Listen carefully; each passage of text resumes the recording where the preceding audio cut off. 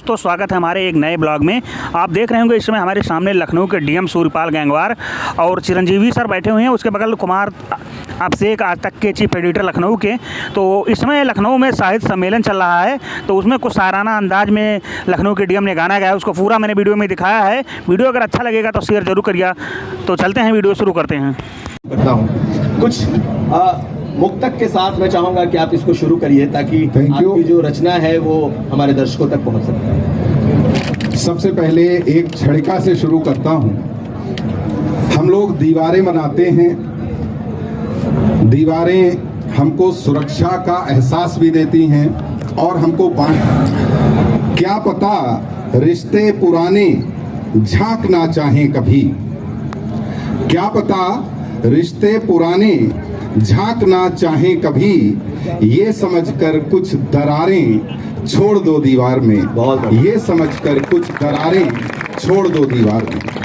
और अब एक दो मुक्तक प्रस्तुत करता हूं। कमी थोड़ी जरूर अपनी चाह में रखना, कमी थोड़ी जरूर अपनी चाह में रखना, समेट कर दुनिया भले ही बाह में रखना।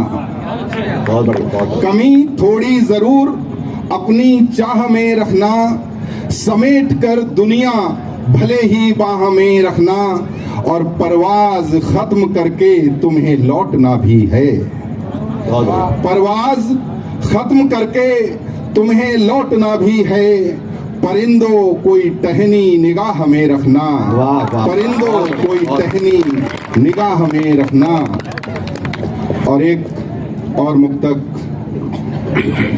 जो रास्ते यही बचे हैं तो इन्हीं रास्तों पे चलना है, जो रास्ते यही बचे हैं तो इन्हीं रास्तों पे चलना है। हवाओं में दाग बिखरे हैं, दामन बचा के चलना है। बहुत बढ़िया। हवाओं में दाग बिखरे हैं, दामन बचा के चलना है।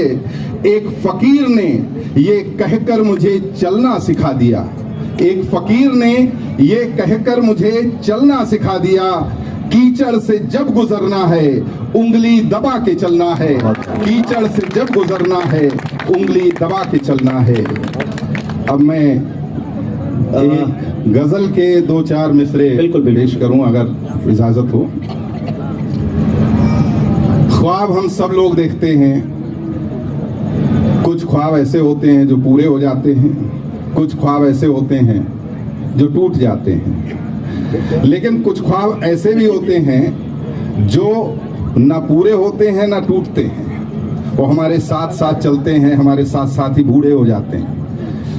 तो ऐसे ख्वाब को दिमाग में रखते हुए इस गजल के दो चार मिसरे सुनेंगे, आपको आनंद आएगा। झुर्रियां चेहरे पे हैं फिर भी निखरना चाहता है, झुर्रियां चेहरे पे हैं फिर भी निखरना चाहता है। एक बूढ़ा ख्वाब आंखों में संवरना चाहता है, एक बूढ़ा ख्वाब आंखों में संवरना चाहता है। और एक हसरत पत्थरों की जानकर हैरत हुई, एक हसरत, बर्फ और पत्थर दोनों कई जगह साथ साथ रहते हैं, और बर्फ पत्थर को पिघलते हुए देखता है तो क्या सोचता है। एक हसरत पत्थरों की जानकर हैरत हुई कि बर्फ की मानिंद पत्थर भी पिघलना चाहता है। एक हसरत पत्थरों की जानकर हैरत हुई कि बर्फ की मानिंद पत्थर भी पिघलना चाहता है। झुर्रियां चेहरे पे हैं फिर भी निखरना चाहता है। और उसने अगर तेरे लिए खुद को नहीं बदला तो क्या, उसने अगर तेरे लिए खुद को नहीं बदला तो क्या, कौन औरों के लिए खुद को बदलना चाहता है, कौन औरों के लिए खुद को बदलना चाहता है। झुर्रियां चेहरे पे हैं फिर भी निखरना चाहता है। और बस इतनी सी बात से, एक छोटी सी बात है कि बस इतनी सी बात से दुनिया में है ये रोशनी, बस इतनी सी बात से दुनिया में है ये रोशनी कि डूबने के बाद भी सूरज निकलना चाहता है।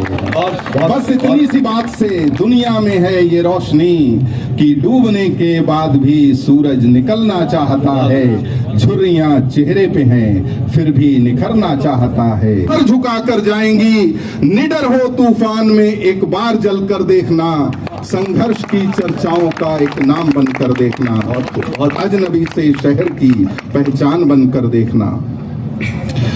जो समस्याएं जटिल हैं, जो समस्याएं जटिल हैं आंसुओं से हल न होंगी। जो समस्याएं जटिल हैं आंसुओं से हल न होंगी। भावनाएं तो क्षणिक हैं, आज हैं तो कल न होंगी। ये जरूरी तो नहीं एक सा रहे पूरा सफर, ये जरूरी तो नहीं एक सा रहे पूरा सफर।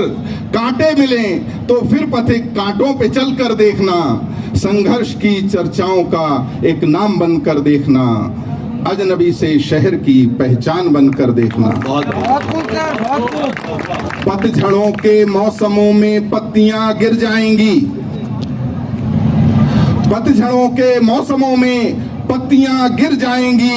विचलित न होना, हर तने पर कोपलें फिर आएंगी। क्या बात। पतझड़ों के मौसमों में पत्तियां गिर जाएंगी, विचलित न हो, हिलकर देखना, संघर्ष की चर्चाओं का एक नाम बनकर देखना। बहुत जिस तरह आप झांसी की रानी को सुनते हैं, वो दक्षिण की झांसी की रानी कही जाती है। जब उन्होंने देखा कि जो यूरोपियन शक्तियां भारत में प्रवेश करती हैं और धीरे धीरे उन्होंने चारों ओर से पूरे चौटा को घेरना शुरू किया, और उन्होंने कहा कि आप हमें टैक्स दो, नहीं तो आप यहाँ पे कंटिन्यू नहीं कर पाओगे, राज नहीं कर पाओगे। रानी को समझ में आ गया कि जो टैक्स का पैसा है, कर का पैसा है, जनता का पैसा होता है, ये किसी भी कीमत पे विदेशियों को नहीं जाना चाहिए। उन्होंने साफ मना कर दिया कि मैं आपको 1 रुपया भी नहीं दूंगी। इसके साथ ही युद्ध की शुरुआत होती है 1525 में, यानी कि आज से करीबन 500 वर्ष पूर्व। और आपको विश्वास नहीं होगा कि उस समय सारी शक्तियाँ, वो जितने भी भारत के लोग थे, वो रानी अबक्का के साथ खड़े हुए और उन्होंने पुर्तगालियों को, यूरोपियनों को वहाँ से खदेड़ दिया वहाँ से। तो आप इतिहास के पुनर्लेखन की आवश्यकता है कि हम यहाँ तक जाए, 500 वर्ष पूर्व से अपने यूरोपियन के साथ जो संघर्ष हुआ उसको जाने। भारत के यशस्वी प्रधानमंत्री जी ने एक पोत का नाम, एक वारशिप का नाम अभी रानी अबक्का के नाम पे रखा है। इसके लिए हम सभी उनका धन्यवाद ज्ञापित करते हैं। और इसी क्रम में आप देखिए कि जैसे दो आप कैरेक्टर हैं जो यूपी के।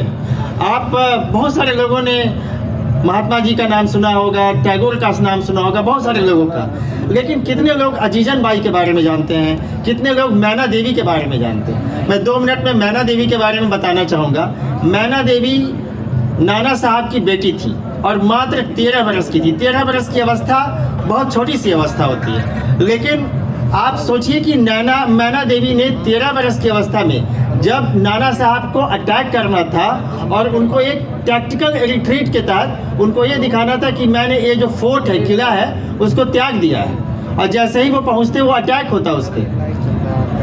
मैना देवी ने कहा कि आप पिताजी जाइए और मैं इसको देखती हूँ, मैं यहाँ पे रहूँगी, ताकि अंग्रेजों को ये भ्रम बना रहे कि अब मैं यहाँ पे हूँ तो मेरे पिता भी यहाँ पे होंगे। जब उनके पिता नाना साहब ने कहा कि बेटी तुम अभी इतनी छोटी हो और स्त्री हो, तुम्हारे साथ अंग्रेज पता नहीं क्या करेंगे, तो उन्होंने कहा कि मैं इस देश की बेटी हूँ, मुझे नारी धर्म निभाना आता है। और उन्होंने वहीं पे रही वो। और उसके बाद जो कर्नल हैवलॉक है वो अटैक करता है वहाँ पे, तो वो सोचता है कि जब मैना देवी यहाँ पे है तो इनके पिता भी होंगे, नाना साहब होंगे, तात्या टोपे होंगे। वो बहुत खुश होता है कि आज हम सारे लोगों को मार देंगे। लेकिन वो मैना देवी का परित्याग था, उनके जानों का उत्सर्ग था कि वो तब तक नाना साहब और तात्या टोपे वहाँ से जा चुके होते हैं झांसी की रानी लक्ष्मीबाई की मदद करने। तो ये सारे कैरेक्टर्स एक दूसरे से कैसे जुड़े हैं। 13 बरस की मैना देवी ने हैवलॉक के सामने किसी भी कीमत पे अपना सिर नहीं झुकाया, और अंग्रेज उस दुष्ट ने मैना देवी को एक के कहा कि मैं तुमको आग में जिंदा झोंक दूंगा, तुम अपने पिता का नाम बता दो, नहीं तो मैं तुम्हें जिंदा झोंक दूंगा। लेकिन वो नहीं मानी, और उन्होंने ऐसे नहीं जिंदा झोंका, उन्होंने उसका एक एक अंग, जैसे कभी हाथ, फिर उसका पैर, इस तरह से उसको जो है भट्टी में झोंका, लेकिन मैना देवी ने उफ तक नहीं किया और भारत की आज़ादी के लिए अपनी जान दे दी। ये 13 वर्ष की एक अद्भुत बच्ची की कहानी है। इसी तरह से अजीजन भाई को आप सुन लीजिए। अजीजन, लोग सोचते हैं तवाइफ का काम क्या है, नाचना है, गाना है, बजाना है, लेकिन यदि अजीजन भाई नहीं होते तो तात्या टोपे और नाना साहब का जो कैरेक्टर आज हम इतना देखते हैं वो नहीं होता। पूरा का पूरा जो आपको अंग्रेज़ों के बारे में क्या गतिविधियां हो रही थी वो नाना साहब और तात्या टोपे तक अजीजन बाई पहुंचाती थी। और वो कैसे पहुंचाती थी? उनके कोठे पे अंग्रेज आते थे, वो वहाँ सोचते थे कि नाना ये तो तवाइफ है, ये तो डांसर है, ये तो एक साधारण सी स्त्री है। और अजीजन बाई ने सारी की सारी चीज़ें नाना साहब और तात्या टोपे तक पहुँचाई। और जब नाना साहब ने उनको खुश होकर कहा कि तुमको मैं क्या दूं, तो उन्होंने कहा कि यदि आप मुझे खुश होकर देना ही चाहते हैं तो अपने फौज की एक वर्दी दे दो। तो ऐसे ऐसे कैरेक्टर्स हैं। और पूरा उत्तर पर जब आप नॉर्थ ईस्ट में देखें, बूढ़ी गांधी के नाम से मशहूर मातंगनी हाजरा वो कैरेक्टर है जिन्होंने पूर्वोत्तर भारत को गांधी के रंग में रंग दिया। तो हमको मातंगनी हाजरा के बारे में भी जानना चाहिए और हमारा दायित्व है कि हम आज अपनी नई पीढ़ी को इन सभी के बारे में बताएं और हम गर्व करें कि हमारा देश अनेकानेक ऐसे वीर पुरुष और स्त्रियों से भरा हुआ है। बिल्कुल। तो साहित्य जितना कठिन है, इतिहास भी उतना ही कठिन। बहुत आसान नहीं होता है इतिहास से इतिहास के जो पुरुष हैं उनको सत्यता के साथ निकाल ले आना। तो चिरंजीवी जी ने एक तरीके का